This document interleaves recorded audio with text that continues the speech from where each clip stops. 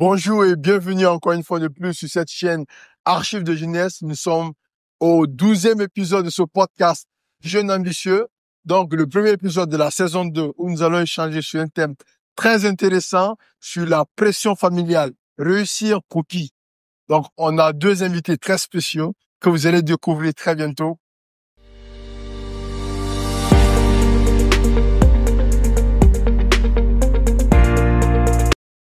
Bonjour à tous. Déjà, merci Emmanuel de m'avoir invité à ce podcast. J'aime beaucoup tes podcasts, donc c'est un honneur d'être là pour le premier épisode de la saison 2. Merci. Je me présente, je m'appelle Mohamed El Yamin, je suis étudiant en troisième année à l'INSAM, ingénieur en génie civil. Je viens des îles Comores comme mon collègue Ranziz. Et aujourd'hui, nous sommes là pour débattre d'un sujet très intéressant qui est la réussite sociale ou familiale. Pour qui nous réussissions-nous? Donc, je laisse la parole à mon collègue pour qu'il se présente aussi. Bonjour à tous, je suis Abdelaziz Jafar, étudiant en deuxième année à l'ENSAM de Meknes. Également, je suis le contrôleur général de la CEM de Meknes. Je suis originaire des îles des Comores et je suis très ravi de participer à ce podcast à trois voix. Merci beaucoup.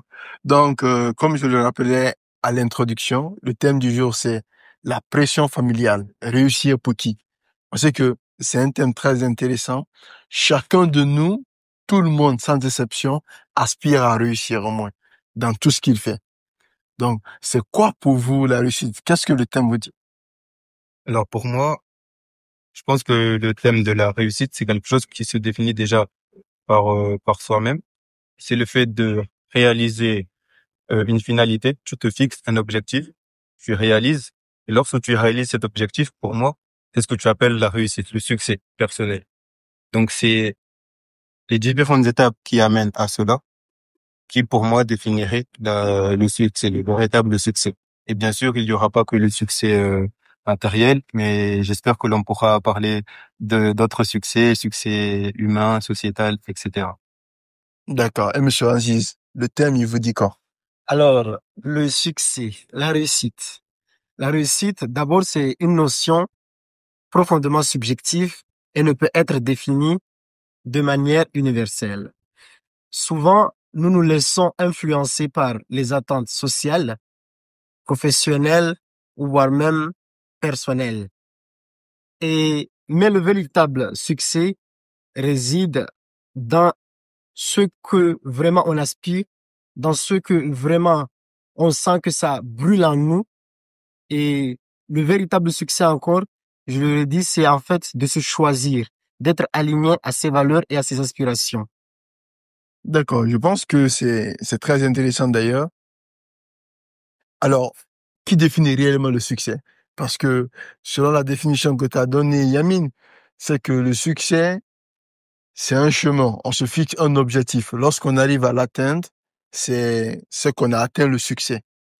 Mais généralement, nos objectifs sont guidés ou influencés par rapport peut-être à la vie que nous avons ou bien Au milieu social. voilà, au milieu sociétaire, par exemple. Voilà. Maintenant, qui définit réellement le succès, selon vous?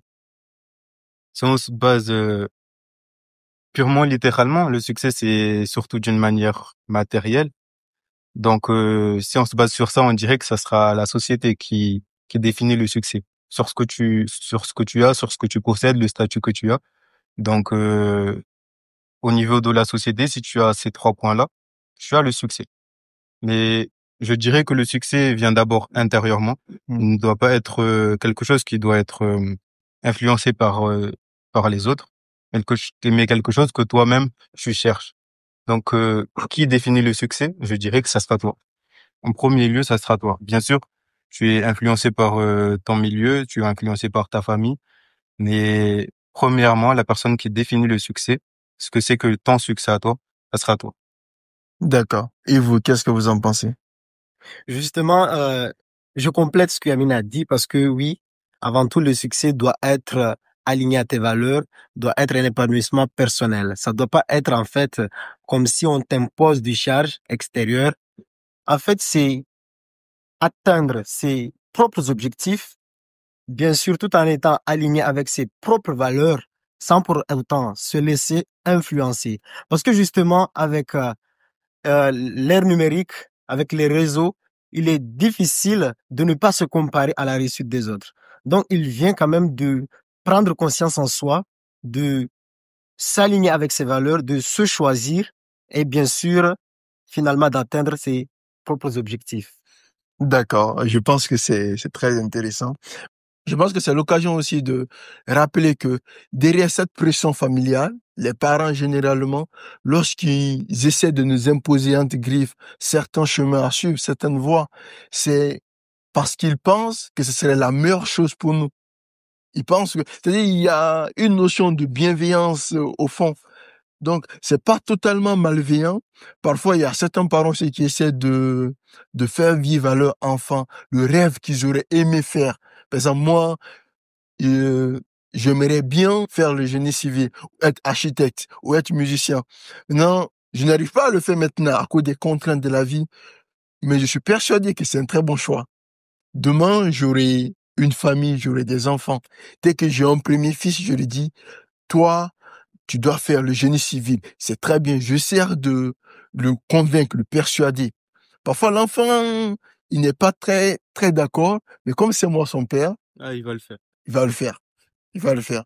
Maintenant, on revient directement à la troisième question, c'est qu'est-ce qui se cache réellement derrière la pression pour réussir? Cette pression de réussite. Ce qui se cache réellement derrière la pression de réussir, je pense que c'est surtout les attentes. Des fois, elles sont personnelles. Des fois, tu t'attends à réussir pour un certain choix, on va dire. Des fois, je vais prendre mon cas, par exemple, quand j'étais au lycée.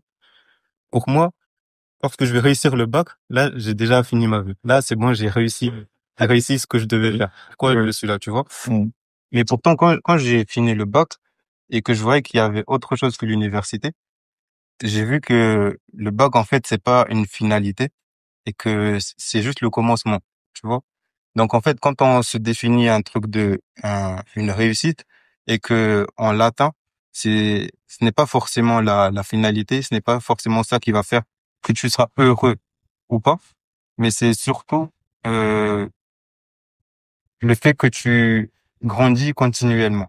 Parce que quand j'ai fini le bac et que je suis, par exemple, venu ici, j'ai appris autre chose, j'ai grandi autrement, j'ai appris à agir de manière différente.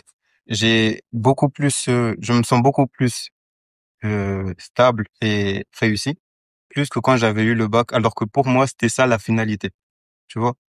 Donc, pour moi, c'est une des pressions qu'il ne faut pas se mettre.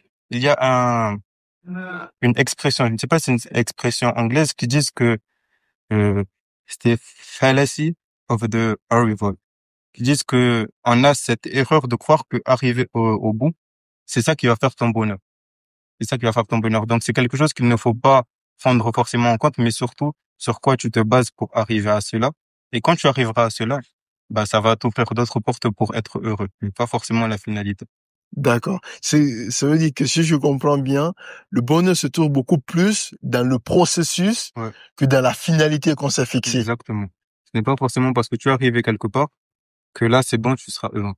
D'accord, c'est bien. Donc, on doit par exemple se fixer certains objectifs pour l'atteindre. Peut-être on aspire à un succès. Maintenant, au cours de ce chemin pour atteindre ce succès, on se rend compte qu'on a eu énormément de choses. Et lorsqu'on arrive là, on aura automatiquement d'autres objectifs en vue. Exactement. C'est sûr. C'est comme ça. D'accord, d'accord. Et vous, chef, selon vous, qu'est-ce qui se cache derrière la réussite? La pression de réussir. La pression qui se cache derrière la réussite de quelqu'un. Souvent, on est confronté par des images de réussite, Hmm. par les publications des réussites de certains et d'autres, et on se laisse croire que leur réussite, ça vient du jour au lendemain. Mais au fond, il y a tout un sacrifice qui est fait derrière. Et souvent, comme j'ai dit déjà, comme dans mon introduction, la réussite avant tout, ça doit être quelque chose de personnel.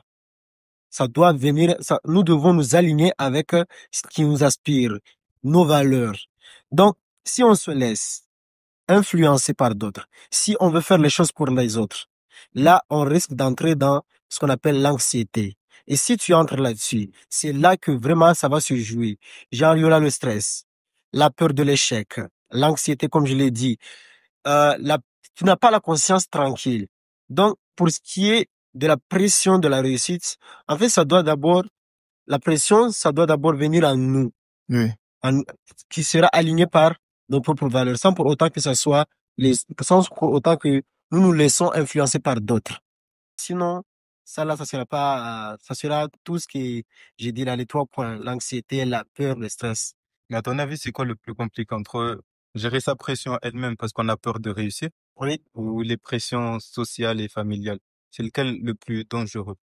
Le plus dangereux, je pense que c'est de faire quelque chose qui n'est pas aligné à tes valeurs. Mm. C'est-à-dire, si tu veux réussir juste pour impressionner ou juste pour influencer quelqu'un, que voilà, j'ai réussi soit sur le côté financier, matériel, peu importe. Mais réussir pour soi, Mm. oui, ça, je pense que c'est ta liberté, en fait. C'est un épanouissement personnel. Mm. Parce que j'ai l'impression, par Oui. exemple, Ouais. quand on prend la pression personnelle, c'est surtout que si tu es quelqu'un de très maniaque, on va dire, D'accord. donc cette pression personnelle, elle peut parfois nuire à ce que toi tu aurais espéré. Il se peut qu'il y ait quelque chose que toi tu aurais aimé faire, mais à cause de cette pression personnelle que tu te mets, tu veux que ce soit parfait, tu vois.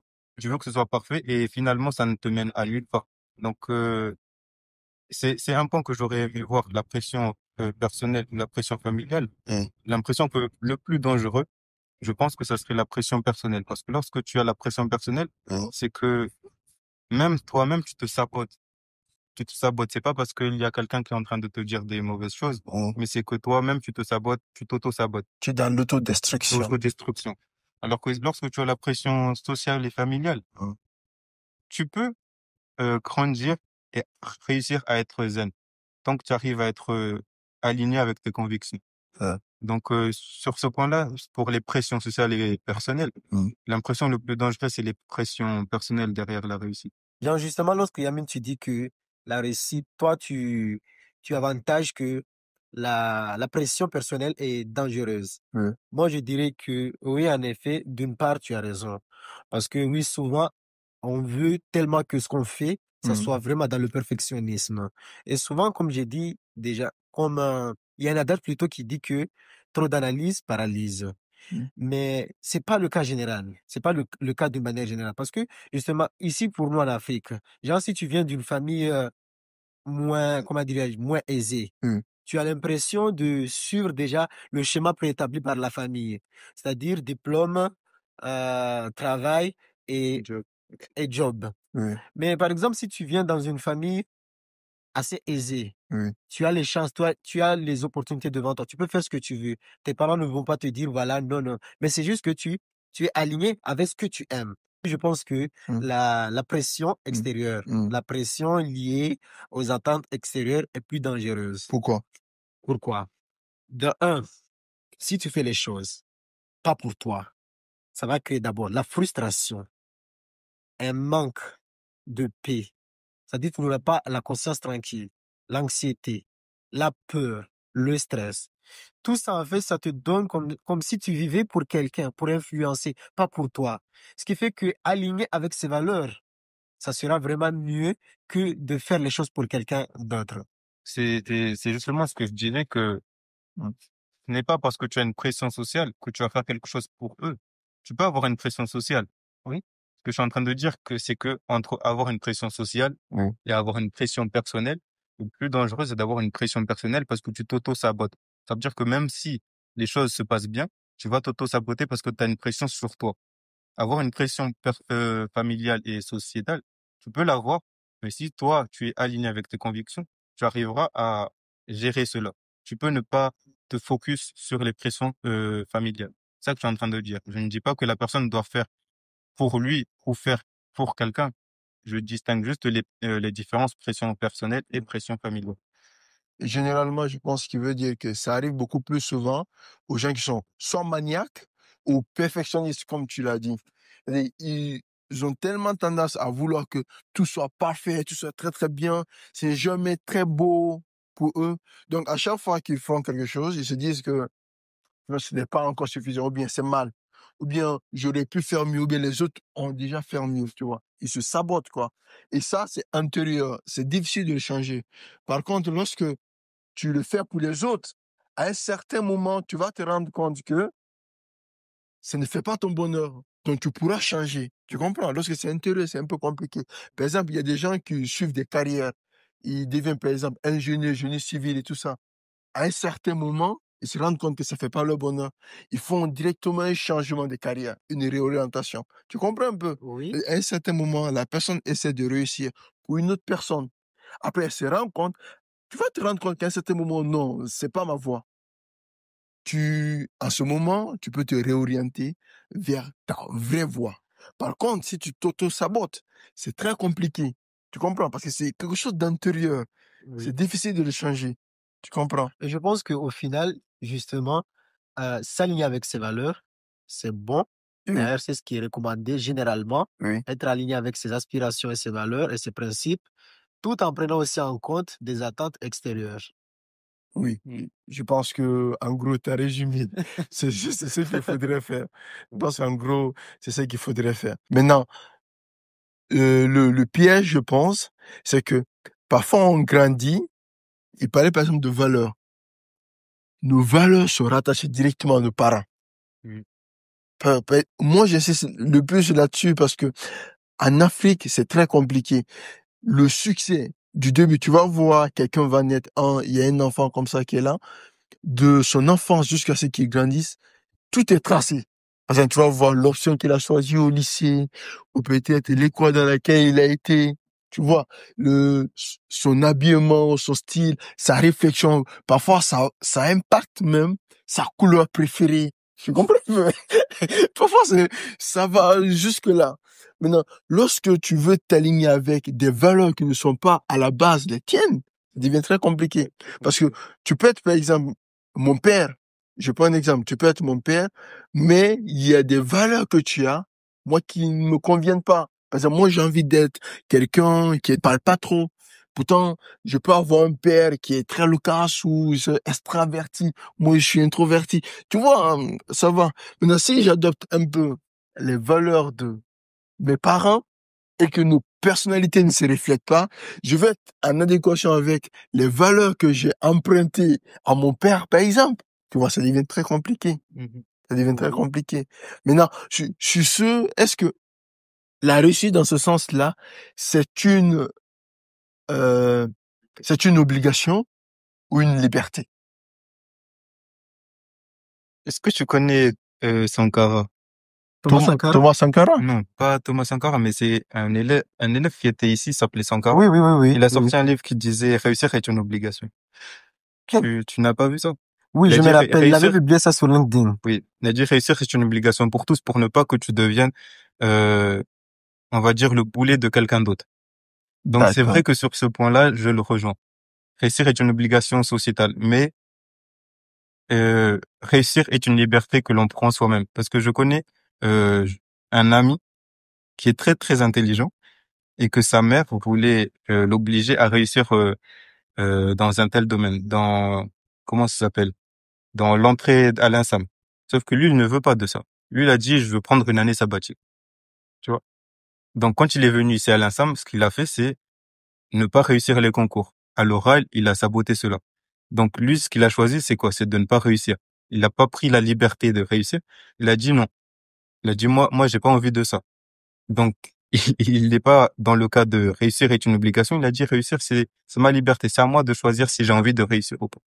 Donc je me dirais que il y aura le cas où si c'est quelqu'un qui t'oblige à réussir sur une voie que toi tu ne veux pas, tu as la liberté de choisir. Mais si c'est d'un niveau personnel, tu dois réussir. Tu dois réussir quelque chose pour ne pas être le boulet de quelqu'un, être la personne qui ne peut rien, qui dépend des autres. Ça, c'est une obligation personnelle qui vient intérieurement. D'accord, d'accord. Donc, en gros, si j'ai bien compris, Hmm. pourquoi la réussite, c'est une liberté que toi, tu te conditionnes à atteindre ton objectif, n'est-ce pas, en gros? Mhm. Oui. Donc, moi aussi, je rejoins aussi ce point, justement. Si on se décide, si on se fixe à être libre d'abord, si on veut sa réussite, c'est s'aligner avec ses valeurs et à faire ce qu'on veut, pas forcément faire ce que les autres veulent qu'on fasse sur ça. Genre, si on te dit que si tu arrives à entrer à l'ENSAM, Oui, c'est là que tu auras la liberté, genre, de devenir, par exemple, un ingénieur ou bien, peu importe les filières, la Oui. filière que tu vas choisir. oui, Mais justement, ça là, je pense que ça va dépendre aussi parce qu'à un certain moment là, tu n'as pas tellement les connaissances de comprendre que là où on m'a orienté, c'est pas tellement ce que je veux. Donc, c'est pas une liberté en quelque sorte. Je peux dire que c'est une obligation. Parce que là, on t'a dit seulement si tu entres là, tu seras un ingénieur et aussi par la comparaison. Genre, si tu entres là, tu seras un ingénieur. L'autre, il est à la FST, maths appliquées. Tu auras vraiment un titre assez grand. Mm. Par exemple, pour moi là, moi je suis ici, mais j'aspire pas vraiment à travailler sur ce mot. Genre, si j'ai quelque chose là, j'aide seulement. Mais en vrai de vrai, moi j'aspire à être businessman, à avoir des petites entreprises partout Mm. dans le monde, genre à financer à chaque fois et puis on m'investit, on m'envoie juste l'argent ici quoi, sans pour autant que bon, en gros, genre ce que tu as dit là, c'est quoi? C'est que si par exemple tu entres ici, Oui. ça va dépendre aussi de la personne. Parce que supposons que tu as 18 ans, tu n'as pas tellement de connaissances comment est le monde professionnel, comment est le marché. Tu peux voir que en 2030, on aura la crypto-monnaie, par exemple, qui domine sur le marché. Donc, tout ce qui est ingénieur, c'est occupé par les robots. Tu vois? Ce qui fait que pour moi, ça sera pas tellement tu avais dit obligation. Oui. Ça sera, ça sera pas tellement une liberté. Mm. Ça sera une obligation. Parce que, genre, le moment où tu devrais prendre le temps de te former sur, par exemple, la crypto-monnaie, toi, tu vas te concentrer seulement à étudier à la Bible à chaque fois, à chaque fois, à chaque fois. D'ailleurs, même Yamine, je pense que souvent, je lui dis que moi, actuellement là, je pense que c'est mieux juste que je valide et le reste là, j'apprends seulement en ligne. Genre, des compétences comme apprendre Excel, Word, sans pour autant que, voilà, je vais exceller à étudier beaucoup à fond jusqu'à avoir une moyenne de 17. C'est pour cela que je dis que ça dépend aussi de, comment dirais-je, de la maturité de la personne. La D'accord, maturité de la personne. d'accord, Si par exemple tu as 25 ans, tu peux comprendre que oui, en 2030, ça sera toujours l'ingénierie qui sera vraiment au marché. C'est-à-dire que les ingénieurs, ce sont eux qui vont avoir vraiment du pognon, quoi. d'accord. Donc, si je comprends ce que toi tu viens de dire, c'est tant que tu n'as pas la maturité pour savoir si c'est une liberté ou une obligation, ça doit être une obligation pour toi, tant que ça fait ton bien. Oui. D'accord. Donc, si on, je pense qu'on t'a déjà compris. Très Hein? bien. Je pense que ça va. Je pense que ça Ne pas va. briller dans l'ombre, il faut briller. Allume la lumière. Allumons la lumière. Pas briller Donc, dans l'ombre. donc, on arrive à la fin de cet épisode. C'était agréable, même si c'était, J'ai bien aimé. voilà, Non, en c'était fait, un je peu. peux dire que c'est vers la fin là que je commence à comprendre comment, parce que pour moi, c'est la première fois, en fait. Ouais, j'aurais vraiment aimé refaire d'autres, c'est trop cool. Ah, c'est Wallah, trop c'est cool. ça. On va refaire, Imagine, on va genre, refaire. je sens vraiment que je suis chaud. Là, même actuellement, quoi. Donc, est-ce que vous avez un mot de fin pour cet épisode? Un mot de fin. Je laisse la parole à mon collègue. Alors, en gros, on a parlé ici de la réussite et juste en 2 mots, Hmm. la réussite, ça vient de nous. C'est tout. D'accord. Et Yamine, toi? Euh, Déjà, merci de nous avoir invités. Moi, j'ai beaucoup aimé le podcast, comment ça s'est passé. Je dirais pour avoir une conclusion, moi, je resterai toujours sur la réussite est une obligation personnelle. Donc, réussissez vraiment, genre, au plus haut point. Il faut vraiment viser loin. Il faut vraiment aller au plus haut potentiel que vous pouvez. Il faut pas se restreindre. Et réussir, c'est réussir. D'accord. Réussir, c'est